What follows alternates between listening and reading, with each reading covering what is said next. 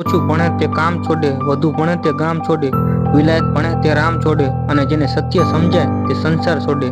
જીવનમાં દુઃખ પડે તો મુખને સદા હસાવજો, કોઈ લાખો રૂપિયા ચણે તરે તો ઠુકરાવજો, પણ જે સંબંધ રાખે દિલથી તેને જીવનભર નિભાવજો.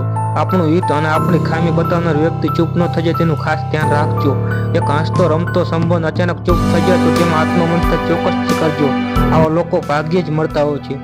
તેની પાસે સાચી સમજણ છે તે જ સુખી છે, બાકી વર્ષોથી તપ જપ વ્રત કરનાર આજે પણ દુઃખી છે. જીવનમાં તમારા કામથી તમારો વટ પાડજો સાહેબ, બાકી અભિમાન કરી વટ પાડવા વાળા તો ઘણા છે. એક વાત હંમેશા યાદ રાખો, જ્યારે ભગવાન ઈચ્છે છે કે તમે આગળ વધો ત્યારે સૌથી પહેલા તમને તમારી જિંદગીથી હરાવે છે.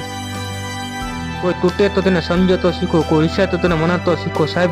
સંબંધ તો તકદીરથી મળે છે, બસ એને ખૂબસૂરતીથી નિભાવતો શીખો. પૈસા ન હોય ત્યારે ખર્ચમાં અને જ્ઞાન ન હોય ત્યારે ચર્ચામાં મર્યાદા રાખવી બહુ જરૂરી છે.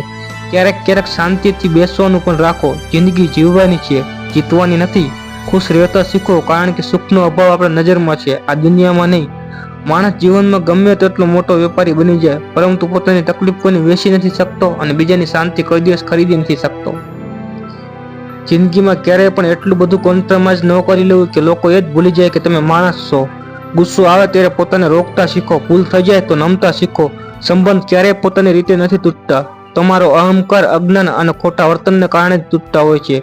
પારકાની આગળ જીતીને શું સાબિત કરશો સાહેબ, જ્યારે તમારા અંગત જ તમને હારવાની રાહ જોઈને બેઠા છે. એક સુખી જીવન જીવવા માટે માણસને સાધુ નહીં પરંતુ સીધું થવાની જરૂર હોય છે. માણસથી માણસાઈનું એક પગથિયું નથી ચડાતું અને બાધા રાખે છે મોટા ડુંગર ચડવાની. વાત કરવાથી જો વાત બની જતી હોય તો વાત કરી લેવી જોઈએ. ચૂપ રહેવાથી સંબંધ બગડી જતા હોય છે. જેનામાં ખોટ ખાવાની તાકાત હોય એ જ નફો કરી શકે, પછી તે ધંધો હોય કે સંબંધ. જે સંબંધમાં ઝેર ઓગળી ગયું હોય ને તે સંબંધમાં અમૃત ભેળવો તો પણ તે મધુર બની શકતું નથી. જિંદગી મને રોજ શીખવે છે કે જીવતા શીખ. એક સાંધે ને ત્યારે તૂટે પણ સીવતા શીખ. માટીની ભીનાશ જેમ વૃક્ષને પકડી રાખે છે તેમ શબ્દોની મીઠાશ મનુષ્યના સંબંધને સાચવી રાખતી હોય છે. વાવીને ભૂલી જવાથી તો છોડ પણ સુકાઈ જતા હોય છે સાહેબ. જ્યારે સંબંધના સાચા હોય તો એકબીજાને યાદ કરવા પણ જરૂરી છે. આદર વ્યક્તિનું નથી હોતું, જરૂરિયાતનું હોય છે. જ્યારે તમારી જરૂરિયાત પૂરી થશે ત્યાંથી તમારું સન્માન પણ સમાપ્ત થાય છે. સંબંધોમાં મીઠા જેવું બનવું, વધારે કોઈ ઉપયોગ પણ ન કરી શકે અને તમારા વગર ચાલશે પણ નહીં. કોઈ પણ વ્યક્તિ કાયમ એક જેવી નથી રહેતી.